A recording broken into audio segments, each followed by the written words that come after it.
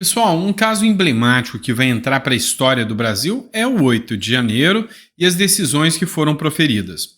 É inegável, né, que as decisões que foram proferidas têm muitos questionamentos quanto à competência, quanto ao duplo grau de jurisdição, quanto ao enquadramento e quanto à conotação política que esses casos têm. Hoje, mais uma figura foi presa em virtude dos atos do dia 8 de janeiro. E aí a imprensa, né, sempre dando um jeito de trazer isso para, sabe, para uma conotação como se fosse um golpe de Estado, falou que era uma máfia, máfia do Pix. Vamos entender o que está acontecendo nesse caso aqui? Então não esquece de se inscrever, curtir, compartilhar. Pessoal, para você que tem interesse em investir no leilão de imóveis, tá aqui na descrição, tá? É só clicar aqui, fazer o download do livro e efetuar o pagamento com base na confiança. Caramba, é muita coisa boa que faz parte desse livro aqui do leilão de imóveis extrajudiciais, tá bom? Vamos lá, pessoal, vamos começar com isso aqui. Olha só o que aconteceu e esse caso é emblemático. Chefe da, abre aspas, máfia do Pix, no 8 de janeiro, é preso pela Polícia Rodoviária Federal. Um homem estava foragido no Uruguai e afirmou que retornava ao Brasil para comprar uma geladeira. Pois é. A Polícia Rodoviária Federal prendeu um homem suspeito de ser um dos financiadores dos atos antidemocráticos do 8 de janeiro. O homem, de 46 anos, natural de Cuiabá, no Mato Grosso, transitava pela BR-290 do Rio Grande do Sul, quando foi abordado pelos agentes na noite dessa sexta-feira. Provavelmente uma denúncia, né, pessoal? Alguma coisa assim. O homem é acusado de ser um dos líderes do acampamento QG do Exército de Brasília, conhecido por ser organizador da máfia do Pix, que arrecadava recursos para manter a alimentação do local. Os agentes abordaram o suspeito após acompanharem a rota do veículo que tentava desviar o trajeto e evitar os postos da PRF. Ao consultarem a documentação do indivíduo nos sistemas, foi encontrado um mandado de prisão emitido pelo Supremo Tribunal Federal por diversos crimes, incluindo abolição violenta do Estado Democrático de Direito. Então, esse rapaz que foi preso, não liberou o nome dele aqui, era um dos organizadores das manifestações, ou seja, das manifestações que aconteciam de frente ao quartel. E aqui não há prova nenhuma que ele participou ou deixou de participar dos ataques em si, mas era um dos financiadores, segundo a imprensa. E aí abre algumas dúvidas, tá? Eu estou aqui para tirar algumas dúvidas de vocês, como por exemplo o Uruguai. E se ele não tivesse saído do Uruguai, ele poderia ser preso? Não, tá? Não poderia. Então, o que aconteceu foi que várias pessoas saíram tanto para o Uruguai, Paraguai, Argentina, alguns conseguiram até sair para a Europa, né? Então, assim, tem história de muitas pessoas que saíram do Brasil depois dos atos do 8 de janeiro, depois que começaram as ações do 8 de janeiro. O que acontece se a pessoa saiu do país? Então, por exemplo, aqui no Uruguai, você pode conseguir residência uruguaia. Se você não tinha condenação transitada em julgado, se você não tinha antecedentes criminais ainda, quem veio e conseguiu tirar a cédula de identidade uruguaia e conseguiu residência, passa agora a ser submetido ao Uruguai, né? Em solo uruguaio, leis do Uruguai, soberania do Uruguai. Então, poderia uma decisão chegar até ele? Poderia, sim, mas não é tão simples assim.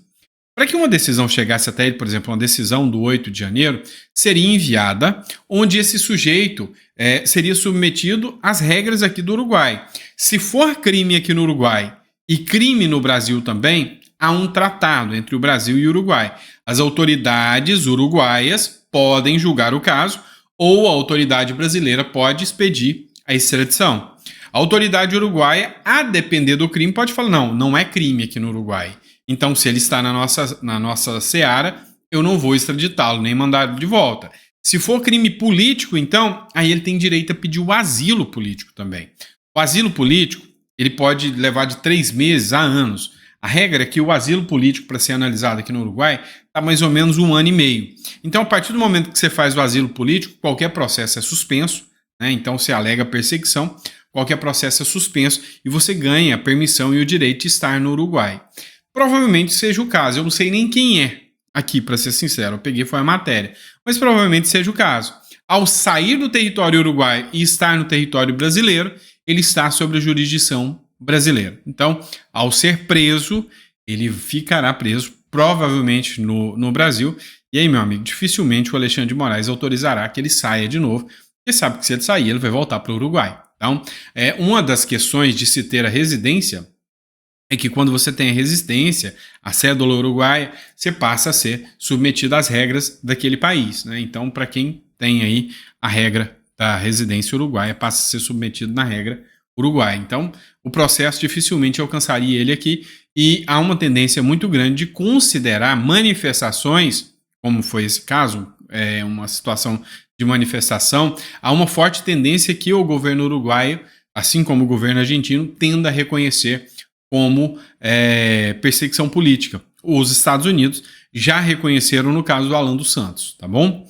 Vamos lá, pessoal, vamos falar do Donald Trump. Meu amigo, o negócio está ficando tenso do senhor Luiz Inácio Lula da Silva, né? E para toda a esquerda mundial. Afinal, Donald Trump levou o Senado. A votação do Senado já foi definida, ele já levou a maioria. Já levou a presidência, com a maior votação de todos os tempos, expressiva. E ainda estava em apuração os votos dos deputados. E olha que o trem tá dando bom o homem. Pois é, tá indo bem pro Trump. Trump caminha para garantir maioria na Câmara dos Representantes dos Estados Unidos. Você tem noção que o Trump vai entrar com os poderes do Bukele? Não, você não ouviu errado. O Trump vai entrar com Câmara e Senado dizendo para ele: Trump, pode fazer. Limpa essa criminalidade, pode fazer como o Bukele fez, que o Congresso está com você. Rapaz, se isso acontecer, vai ser uma reviravolta gigantesca. O Milei já está tentando fazer, mas o Milei não tem maioria. O Bukele conseguiu maioria, né? E o Bukele não conseguiu de primeiro. O Milei ainda vai tentar formar a maioria depois. Agora o Trump já entrou com maioria. Meu amigo, eita que a xeripoca vai piar. Vamos lá. Republicanos perto de controlar a Câmara dos Estados Unidos. O Partido Republicano estava neste sábado perto de garantir o controle da Câmara dos Representantes dos Estados Unidos. Algo fundamental para o presidente eleito Donald Trump avançar na sua agenda quando retornar à Casa Branca em janeiro de 2025. Tá? Dia 20 de janeiro, anota aí, tá? Tem que fazer festa. Com votos ainda sendo computados, os republicanos já garantiram 412 assentos para cada casa, que tem 475 membros, de acordo com as projeções de da Edison Research, né? A empresa projetou, na noite de sexta-feira, que o republicano Jeff Hurd já tem votos suficientes para manter o controle republicano sobre o terceiro distrito congressual de Colorado, ou seja, já tem maioria. É como se você pegasse assim e falasse, olha, vamos pôr o Bolsonaro, troca o Alcolumbre e pode colocar ali, não sei, põe o Rogério Marinho, pode colocar o Rogério Marinho, troca ali o Arthur Lira e, sei lá, põe o Nicolas. E agora o Bolsonaro pode governar. É o que aconteceu com o Trump. E detalhe que a Suprema Corte norte-americana é altamente independente. Absurdamente independente, ou seja, como tem que ser em um estado republicano. Então, meu amigo, o bicho vai pegar depois de janeiro e a galera da esquerda tá maluquinha com isso. Não é à toa que a matéria da Gazeta do Povo que eu trago para vocês agora. Pragmatismo não deve salvar Lula dos problemas que terá com Trump na Casa Branca. Meu irmão, não é com Trump, é com todos os republicanos, porque o Congresso também tá com sede de Lula, tá com sede, inclusive, do próprio Alexandre de Moraes. É o que a gente viu do Chris Smith, da Maria Salazar. Então o negócio não tá fácil, não. Logo após a vitória de Donald Trump, o presidente Luiz Inácio Lula da Silva e seus aliados passaram a defender que, a partir do ano que vem, a relação com os Estados Unidos da América seja marcada pelo pragmatismo. Apesar disso, a avaliação dentro do Palácio do Planalto é de que a vitória do republicano deve ter impactos em diversos campos do Brasil. No campo das relações entre os dois países, o Palácio do Itamaraty acompanha a partir de agora as movimentações sobre as escolhas do secretariado, que será montado por Donald Trump. Alguns dos secretários que o Trump já anunciou são anti-esquerda, anti-China e anti-Lula, declarados. Então, provavelmente será um secretariado do Donald Trump de figuras abjetas à galera da left aí, dos comunas, tá? A diplomacia brasileira acredita que a partir dos perfis que forem apresentados pelo presidente eleito, será possível mensurar o estilo de governo que será adotado a partir do ano que vem. Abre aspas. Trump tem que pensar que é habitante da Terra, diz Lula sobre poder dos Estados Unidos. Afinal de contas, também é necessário a gente entender, né, em uma análise mais aprofundada, que o Lula está preocupado, tá muito preocupado com isso, e que pega num momento em que várias pautas econômicas vão pressionar o governo Lula. Então, a chance do Lula recuar é maior do que você possa imaginar e até pular fora de 2026. Isso é uma chance real de acontecer. Já o Bolsonaro, como presidente eleito, eu já venho alertando para vocês, eu já tinha dito em editoriais anteriores que a pressão do Donald Trump é algo positivo, mas por si só ela não garante nada. Então, a eleição do Donald Trump na seara internacional na geopolítica internacional, já é uma coisa interessante para o Bolsonaro. Mas a articulação precisa acontecer aqui também. O Globo falou exatamente do ponto da política interna aqui dentro, né? Sem precedentes, negociação por anistia a Bolsonaro enfrenta entraves políticos e jurídicos, né? Ou seja, não vai ser fácil, mas não é impossível. Mas fácil não é. A chance maior é de que o Bolsonaro esteja fora da jogada. Principalmente, né, se o Lula permanecer. A concessão de uma anistia ao ex-presidente Jair Bolsonaro pelo Congresso Nacional, negociada com o objetivo de recolocá-lo na corrida pela volta ao Palácio em 2026, encontra obstáculos jurídicos e políticos. Jurídicos, chamado STF, né? Isso aí é fato. Não tem qualquer argumento que seja feito, o STF vai falar não, né? E políticos também. Mesmo com a mobilização de aliados de centro e da oposição, será difícil a ideia de avançar, seja na tramitação da proposta no Legislativo ou na análise de questionamentos no Supremo Tribunal Federal, segundo diversas fontes ouvidas pelo Globo. Em entrevista na edição de ontem, o próprio Bolsonaro disse ver caminho para que a Câmara e Senado revertam a sua inelegibilidade determinadas pelo Tribunal Superior Eleitoral. Então, sim, há hipótese, tá? Então, não é dizer que é nula. Na verdade, gente, não existe nada nulo no direito e na política brasileira, tá? Se você observar a questão do Lula, o Lula estava jogado lá com a hipótese mínima de reverter os casos, provas abundantes sobre triplex, sobre sítio, enfim, o que não faltavam eram provas. Então, assim, em qualquer país sério você falava, não, é impossível a volta do Lula. Mas aconteceu a volta do Lula de uma maneira que, sabe, assim, tão escabrosa que o brasileiro simplesmente assistiu e ficou calado. Então, assim, hoje, eu, para ser sincero com vocês, não vislumbro nada impossível dentro do cenário político aqui do Brasil e da República das Bananinhas, né? Vamos lá, matéria da Oeste. Julgamento para quem é de direita é mais rápido, diz Marçal sobre indiciamento da Polícia Federal. Pois é, agora, efetivamente, o Marçal é indiciado sobre o caso do laudo do Boulos e pode se tornar inelegível e talvez até alguma sanção mais pesada, mas a regra é que torne-se inelegível. Em resposta ao indiciamento da Polícia Federal, o empresário Pablo Marçal questionou a velocidade da investigação. O influenciador é acusado por uso do documento falso na divulgação de um laudo contra Guilherme Boulos, do PSOL, por uso de drogas no primeiro turno da eleição. É nítido como a velocidade do julgamento moral para aqueles que identificam com a direita é significativamente mais rápida, disse Marçal por meio de uma nota. Nunca testemunhei uma resposta tão célere em uma investigação como essa, e é verdade. Assim, se você é de direita, você tem um belo de um alvo na sua testa, isso aí é fato. Isso aí já é uma coisa que já foi amplamente constatada dentro do Brasil. Então, é assim que funciona a regra do jogo. Então, assim, a chance de acontecer uma uma inelegibilidade do Pablo Marçal também é grande. Bolsonaro ficou inelegível por causa de reunião.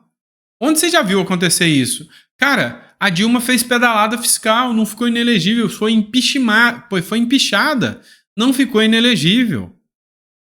Gente, você tá vendo aí a galera da Lava Jato todinha sendo liberada como zumbi que sai da catacumba e prontinho para voltar e se tornar candidato de novo e ganhar. Você viu o Lula que foi condenado voltando e virando presidente. Então, meu amigo, Brasil não é para amadores, não.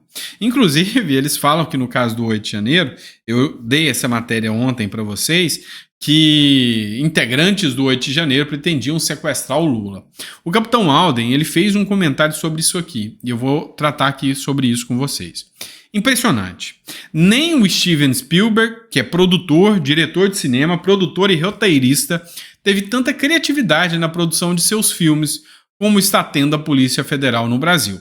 Em breve descobrirão que os velhinhos e as velhinhas, além de frequentar a escola de feiticeiros Hogwarts, também planejaram usar as capas mágicas para entrar escondidas na sala de Alexandre de Moraes e outros ministros. Eles merecem um Oscar. Pois é. Então, assim, saiu uma matéria, como eu tinha dito para vocês, primeiro no Brasil 247, depois foi reverberada em outros jornais também, dizendo, né, expondo ali que literalmente haveria um plano para sequestrar o Lula. Um plano meio mirabolante, né, que não convence muito, né? Não convence muito, né? Que haveria inclusive um plano que seria de enforcar Alexandre de Moraes em praça pública. Devaneios, nada mais do que isso. Vamos lá, o Carlos Bolsonaro fez uma publicação mencionando aqui o Poder 360. Volta de Trump ajudará a resolver o caso Felipe Martins, diz Eduardo Bolsonaro. Preso em 8 de fevereiro, o ex-assessor do ex-presidente Jair Bolsonaro foi solto em 9 de agosto, após determinação de Moraes. O que aconteceu? O Felipe Martins foi acusado de ter viajado num voo que ele nunca pisou lá dentro.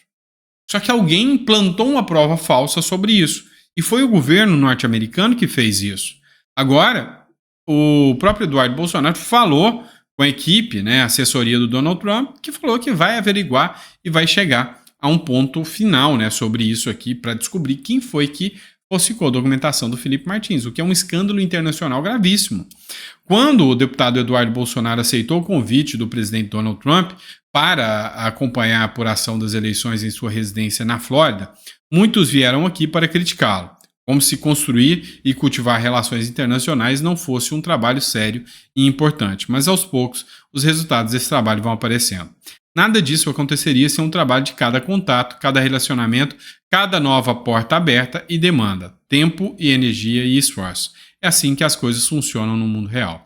Hoje, muitos políticos e autoridades ao redor do mundo sabem que estamos enfrentando no Brasil e se importam com o que aconteceu aqui. Mas até 2018, a direita brasileira nem estava no mapa e as notícias que chegavam no exterior só ecoavam na visão de esquerda. Eu tenho minhas ressalvas ao Eduardo Bolsonaro, mas dei a César o que é de César. O cara foi um dos caras que lutou muito para levar, né, o discurso sobre o que está acontecendo no Brasil lá para fora. Então, a gente tem que falar que grande parte desse mérito é do Eduardo Bolsonaro, sim. E eu divergi do Nicolas Ferreira, né? Quando o Nicolas falou que não era hora de ir para os Estados Unidos. É como eu disse, estabelecer relacionamento. Isso aí era necessário para a defesa da pauta. Eu duvido muito que algum... Eu até queria seu comentário, né? O meu comentário é minha opinião, é só opinião. A minha opinião é que que fez bem, tá? Tanto o Eduardo Bolsonaro quanto o Mário Frias e os demais que fizeram bem ter a aproximação do Trump nesse momento. Afinal, uma das figuras mais poderosas, é bom mostrar esse alinhamento. Então, não acho que foi errado, né? Assim como o Nicolas falou, eu não acho que foi errado a ida deles lá. Mas também não concordo com os ataques que eles estão fazendo ao Nicolas Ferreira agora também, né? Esse é o meu ponto de vista, tá bom? Pessoal, é isso. Quem ficou até o final, agradeço demais, né, a postura de vocês de estar aqui comentando, acompanhando. Então, eu fico muito feliz com essa união que nós formamos aqui nesse canal. Eu não sou dono da verdade, tá? Quando eu tô aqui, eu não quero mudar a sua opinião, eu quero que você saiba que se você pensa como eu, você não tá sozinho. Eu quero que você saiba que tem alguém aqui que está preocupado como você por esse país, né? Que está preocupado e que está está incomodado com tudo que está acontecendo com o país e que acha que a maior arma que o cidadão tem é literalmente o conhecimento. Essa é a minha visão. Então, para você que está me acompanhando, quero que saiba que esse é o meu pensamento, tá? Esse é o meu sentimento. E se você acha que é interessante você ter um plano B, né? Ou seja, se estourar uma guerra no Brasil, você vai ver seu filho indo para um container para lutar a favor desse Brasil, desse governo? Se estourar, né? Se realmente estoura mais uma eleição do Lula, você vai tentar sair depois. Você sabe a dificuldade que os venezuelanos têm de sair do país? Você sabe a dificuldade com documentação, né? Tudo adequado. Você sabe a dificuldade que os cubanos têm? É muito grande. Então o Brasil ainda não é um país que é considerado como eles. Então ainda é fácil. Uma forma que você tem é literalmente buscando outros meios. E eu estou aqui para te oferecer, no caso, o Uruguai. Você pode mandar uma mensagem aqui, entrar em contato, tá?